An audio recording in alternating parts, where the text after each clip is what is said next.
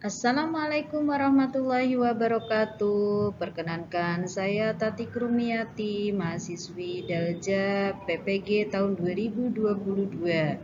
Di sini saya akan menampilkan materi yang akan saya sampaikan, yaitu berkenaan dengan sholat jamak dan qashar.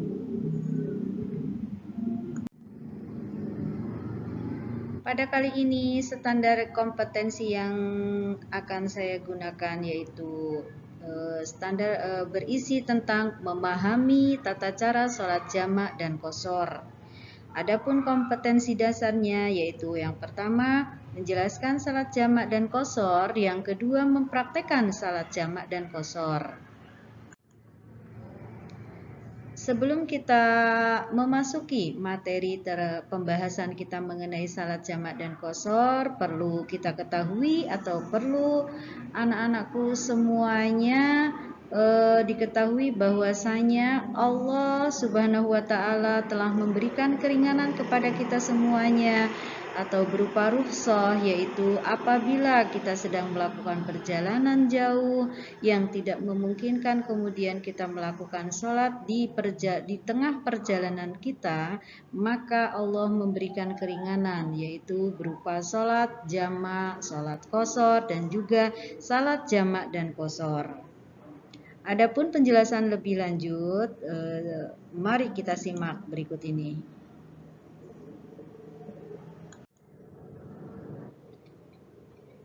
Pada kali ini yang akan saya uraikan yaitu tentang pengertian dan dalil sholat jamak, kemudian yang kedua salat jamak takdim, tiga salat jamak takhir, yang keempat salat qashar, dan yang kelima adalah sholat jamak dan qashar.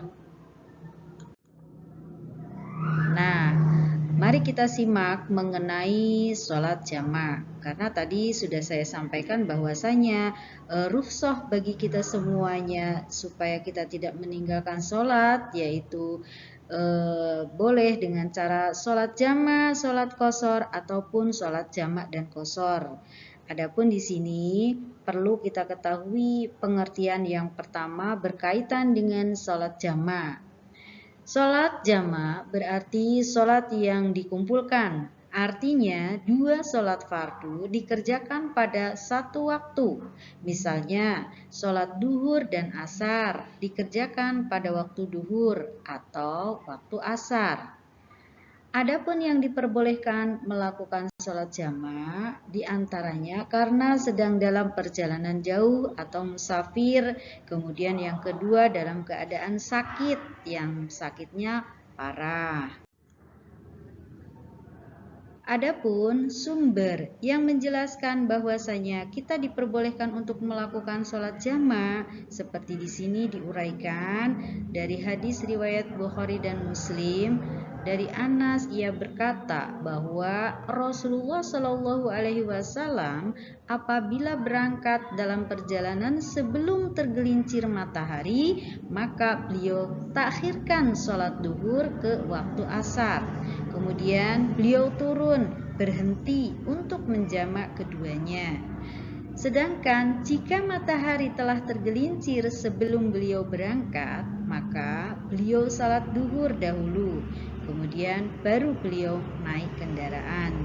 Inilah yang menjadi sumber atau landasan kita melakukan sholat jamak. Kemudian perlu kita ketahui bahwa sholat jamak itu terbagi lagi. Yang pertama ada yang namanya sholat jamak takdim, yang kedua ada yang namanya sholat jamak takhir. Nah, dari kata takdim dan takhir pun saya yakin mungkin sudah bisa membedakan. Berarti kalau takhir diawalkan, didahulukan, kalau takdim berarti diawalkan atau didahulukan, sedangkan takhir berarti diakhirkan. Nah, di sini saya jelaskan satu persatu. Yang pertama, salat jamak takdim. Salat jamak takdim adalah dua salat fardu yang dikerjakan dalam satu waktu yang pertama. Misalnya, salat maghrib dan isya dikerjakan pada waktu maghrib. Nah, itu yang disebut dengan sholat jamak takdim. Kemudian syaratnya apa kita melakukan sholat jamak takdim? Pertama, mendahulukan sholat pertama, kemudian sholat yang kedua, kemudian niat jamak pada waktu mengerjakan sholat yang pertama. Dan yang ketiga, berturut-turut antara sholat yang pertama dan sholat yang kedua.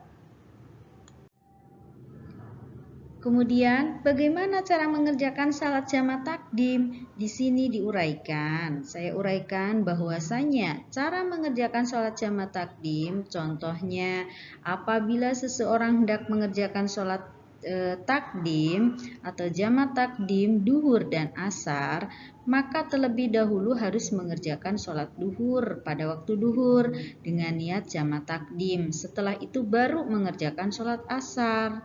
Demikian juga jika hendak mengerjakan sholat jamak takdim maghrib dan isya, maka harus mengerjakan sholat maghrib dulu kemudian sholat isya. Selanjutnya, yang kedua adalah jamak takhir. Tadi jamak takdim, sekarang jamak takhir. Yang dimaksud dengan salat jamak takhir berarti salat jamak takhir ialah dua salat fardu yang dikerjakan pada waktu salat yang kedua. Misalnya salat duhur dan salat asar dikerjakan pada waktu salat asar. Nah, ini yang disebut dengan jamak takhir, berarti diakhirkan, ya. Kemudian, bagaimana cara mengerjakan sholat jamak takhir? Sama dengan mengerjakan sholat jamak takdim. Perbedaannya terletak pada waktunya. Apabila mengerjakan sholat jamak takhir, salat duhur dan asar, maka dikerjakan pada waktu asar, berarti diakhirkan. Sedangkan jika akan mengerjakan jamak takhir maghrib dan isya, maka dikerjakan pada waktu sholat isya. Sudah jelas ya? Kemudian yang berikutnya, apa itu sholat qashar? Setelah tadi adalah sholat jamak yang hanya menggabungkan. Nah, ini yang kedua adalah sholat qashar. Ya, sholat qashar ini tidak lain adalah meringkas. Ya, maka di sini penjabarannya sholat qashar itu sholat yang diringkas. Artinya sholat fardu yang 4 rakaat diringkas menjadi 2. Sholat yang dapat diqashar, sedangkan sholat yang dapat diqashar tidak semuanya sholat fardu bisa diqashar, hanya ada 3 yang bisa diqashar. Yang pertama adalah duhur, yang kedua asar, yang ketiga adalah isya yang jumlah rakaatnya 4.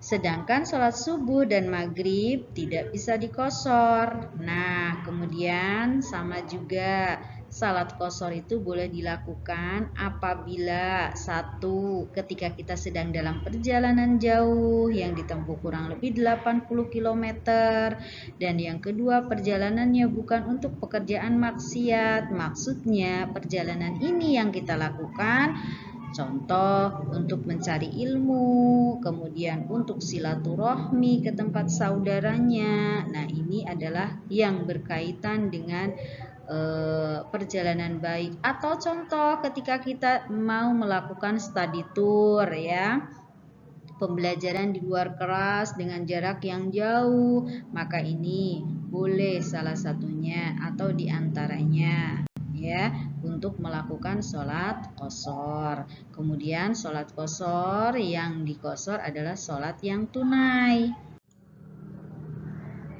Nah, di sini ada sumber atau dalil dari Al-Quran yang menjelaskan diperbolehkannya kita melakukan sholat qashar, yaitu yang berbunyi A'udzubillahi minasyaitonirrajim, Bismillahirrahmanirrahim. Wa idza darabatum fil ardi falaysa 'alaikum junahun an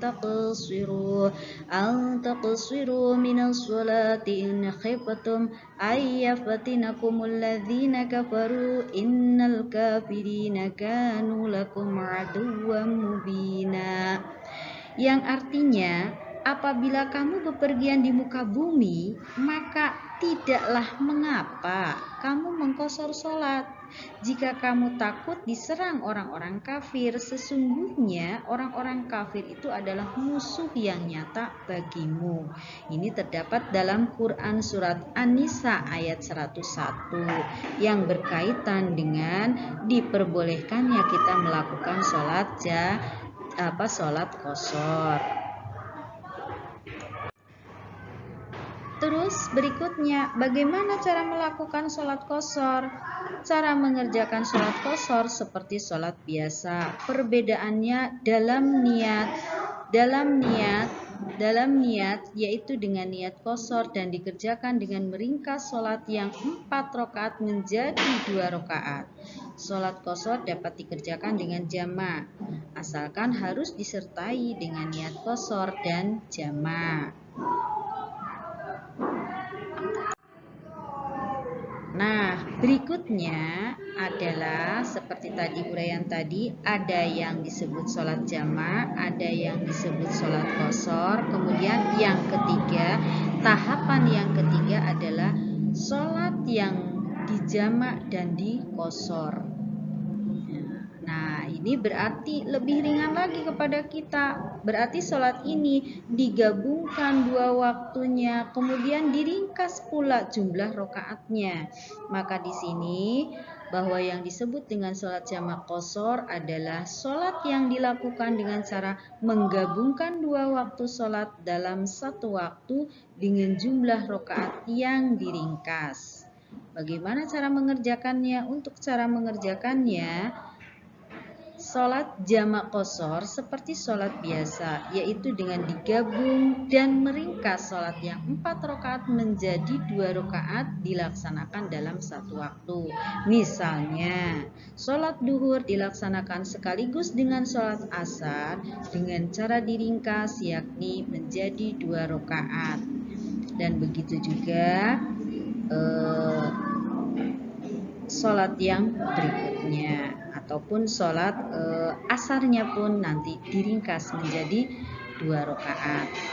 Jadi inilah pengertian atau penjabaran dari materi pada kali ini berkenaan dengan sholat jamak dan qashar.